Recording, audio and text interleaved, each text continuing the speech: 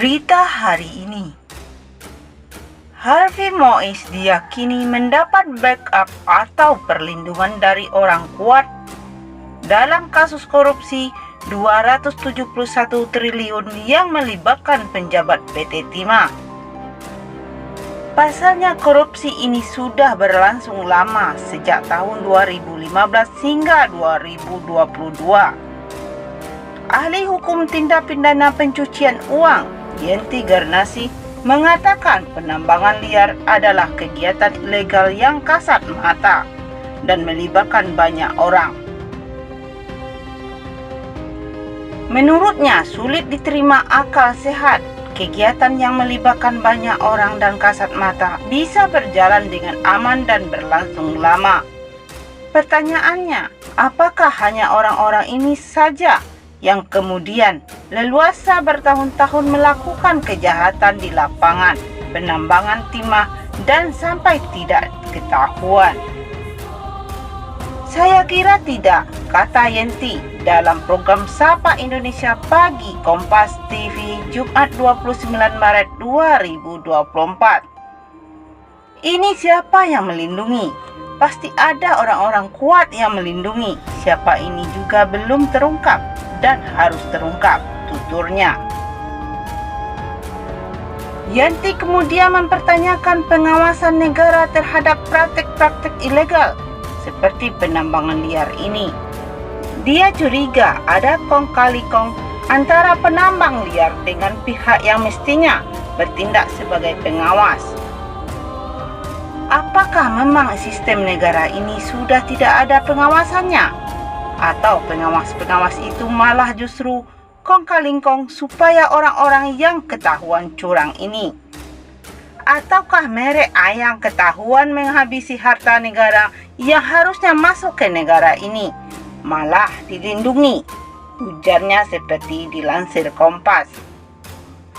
Yanti pun heran PT Timah Tbk yang notabene merupakan anak perusahaan badan usaha milik negara boom, kebobolan, dan menyebabkan negara rugi hingga ratusan triliun.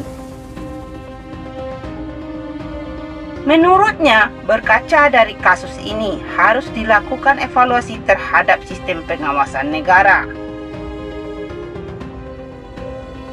Ia juga mendorong Kejaksaan Agung untuk mencermati perusahaan-perusahaan boneka atau cangkang yang dibuat dalam kejahatan ini. Perusahaan cangkang ini atau perusahaan boneka ini juga harus dilihat apakah memang ada izinnya, ataukah izinnya diada-adakan, atau ada pemalsuan. Pemalsuan itu bisa saja memang ada tapi dipalsukan, punya orang terus diakui, atau memang tidak ada kemudian dipalsukan, kata Yenti.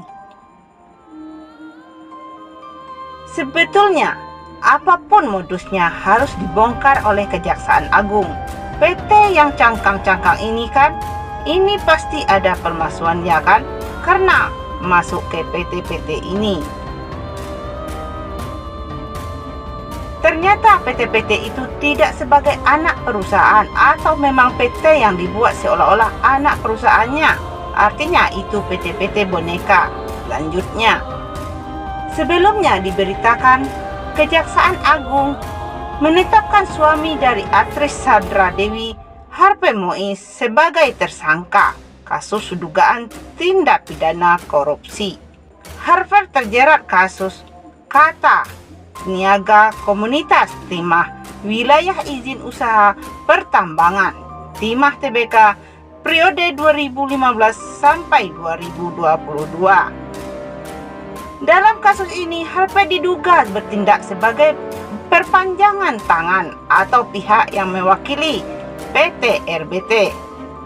Selama tahun 2018 sampai 2019, Harvey bersama-sama dengan ex-direktur utama PT Timah, Mokhtar Rizal Pahlavi Taprani alias RS Kong Kali Kong, mencari keuntungan dalam kegiatan pertambangan liar di wilayah IUP PT Timah. Sekitar tahun 2018, Sampai dengan 2019, saudara HM ini menghubungi Direktur Utama PT Timah, yaitu saudara MRRP alias saudara RS, dalam rangka untuk mengakomodasi kegiatan pertambangan liar di wilayah IUP PT Timah. Jelas Direktur Penyidikan Jampitsus Kejagung Kuntadi di Gedung Kejagung, Jakarta Selatan, Rabu 27 Maret 2024. Harvey dan MRPT beberapa kali bertemu membahas perihal ini. Mereka lantas bersepakat agar kegiatan di pertambangan liar tersebut ditutupi dengan sewa-menyewa peralatan processing peleburan timah. Untuk melancarkan aksinya, Harvey menghubungi sejumlah perusahaan smelter guna mengakomodasi rencana tersebut. Dengan penetapan Harvey sebagai tersangka, total ada 16 tersangka dalam kasus ini. Beberapa tersangka yang sudah ditetapkan, yakni inisial MRPP alias RS selaku Direktur Utama PT Timah Tbk periode 2016 sampai 2021, dan tersangka EE alias EML selaku Direktur Keuangan PT Timah Tbk periode 2017 sampai 2018. Selain itu, ada sejumlah pihak swasta lain, diantaranya Crazy Rek Partai Indendah Kapuk. Selain itu, ada sejumlah pihak swasta lain, diantaranya Crazy Rek Partai Indah Kapuk, Helena Lim selaku manajer PT Kise. Artis Sandra Dewi mengakui sang suami Harvey Mois memang sering beramal dengan membantu orang lain. Namun kebalikan, Harvey dirasakan memang tidak masuk akal atau di luar kewajaran. Menurutnya, perbuatan amal itu terlalu sering dilakukan tanpa perhitungan, jumlahnya juga sangat besar. Meski demikian, Sandra Dewi mengaku tidak tahu dari mana uang yang digunakan untuk beramal tersebut. Pasalnya, dia tidak pernah ikut campur dalam hal terkait pekerjaan suaminya itu. Seperti diberitakan, Harvey Mois telah ditetapkan sebagai tersangka dalam dugaan terkait kasus korupsi komoditas timah. Kasus tersebut merugikan negara sebesar lebih dari 271 triliun. Gue sama Harvey ini enggak terlalu ikut campur urusan pekerjaannya dia, kata Sandra Dewi. Dikutip Kompas dari YouTube Daniel Mananta No War. Sandra mengaku baru-baru suaminya suka memberikan bantuan pada orang lain karena saat itu sedang masa PSBB. Seperti diketahui, PSBB yang diberlakukan pemerintah untuk mencegah penyebaran COVID-19 itu sebabnya suami Sandra Dewi tersebut menghabiskan sebagian besar waktu di rumah. Mungkin kalau dia di kantor, kadang-kadang gue enggak tahu dia beramal sama siapa, ujar Sandra Dewi. Kalau di rumah kan gue jadi tahu ada yang telepon minta bantuan apa. Gue jadi tahu, gila banyak banget. Kita besok-besok makan apa? Imbuh Sandra. Sangat tahu suaminya sering membantu dalam jumlah yang menurutnya tak masuk akal. Sandra Dewi mengaku terkejut. Kenapa dia kalau nolongin orang tuh di luar batas kemampuan gue untuk, ujar Sandra Dewi tak melanjutkan perkataannya. Makanya gue sering nanya, karena menurut gue kebaikan dia itu udah nggak masuk logika gue lagi, sambungnya. Tak hanya suka membantu orang yang membutuhkan bantuan, Harvey juga disebut oleh Sandra tak pernah pelit memberikan bonus pada karyawan-karyawannya.